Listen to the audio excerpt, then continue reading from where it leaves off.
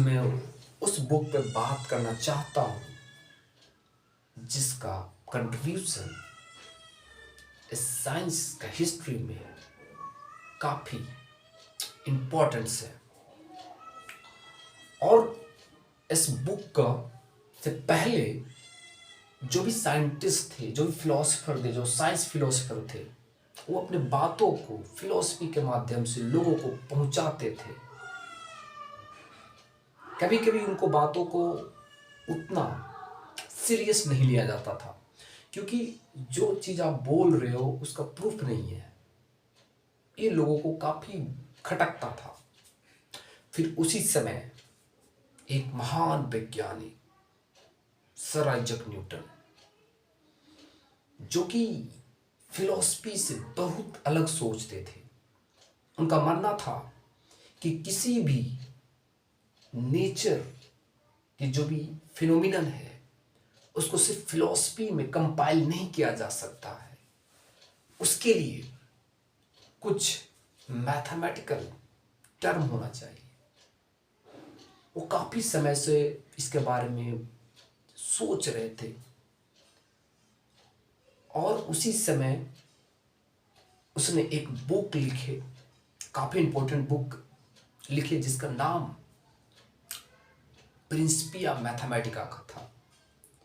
इस Principia Mathematica का contribution इतना है कि जो चीज़, जो साइंटिस्ट किसी भी बातों को फिलॉसफी रूप में बोल रहे थे, उसको ये मैथमेटिकल बेस देना शुरू कर दिए।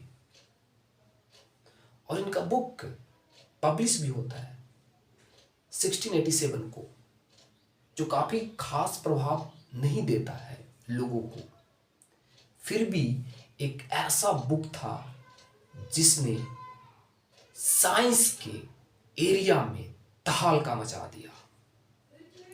चाहे वो मैकेनिक्स की बात हो, चाहे वो लाइट से बात हो, चाहे वो क्वांटम फिजिक्स हो, ये कहीं ना कहीं उस बुक का योगदान है। मैं इतना मैं ये भी मानता हूं कि अगर न्यूटन का उस बुक नहीं होता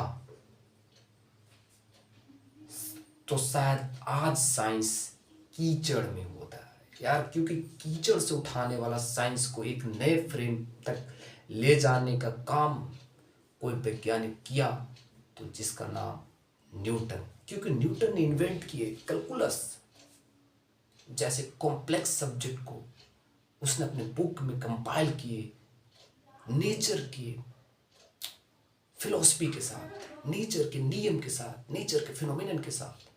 वो नेचर का फिनोमिनन क्या था जो पहले हम लोग फिलॉसफी में समझ रहे थे, फोर्स समझ रहे थे, इनर्शिया समझ रहे थे, मोमेंटम समझ रहे थे, टाइम समझ रहे थे, वो सिर्फ फिलॉसफी में कंपाइल था। लेकिन इसको मैथमेटिक्स में कंपाइल करने का काम कोई वैज्ञानिक किया तो जिसका नाम न्यूटन था। और इस बुक को आने से बहुत सारे साइंटिस्ट को अपने वर्क में, अपने वर्क करने में सपोर्ट मिला, चाहे वो केपलर हो, चाहे वो आइंस्टाइन हो। आज हम लोग आइंस्टाइन को बहुत बड़ा जीनियस मानते हैं, लेकिन आइंस्टाइन से भी सबसे ज़्यादा जो जीनियस थे वो न्यूटन थे, क्योंकि न्यूटन का वो बेस नहीं होता तो Einstein general theory of relativity जैसे कॉम्प्लेक्स सब्जेक्ट को एक्सप्लेन नहीं कर पाते। तो ये जो श्रेय जाता है वो सर आइजैक न्यूटन। तो मैं धन्यवाद।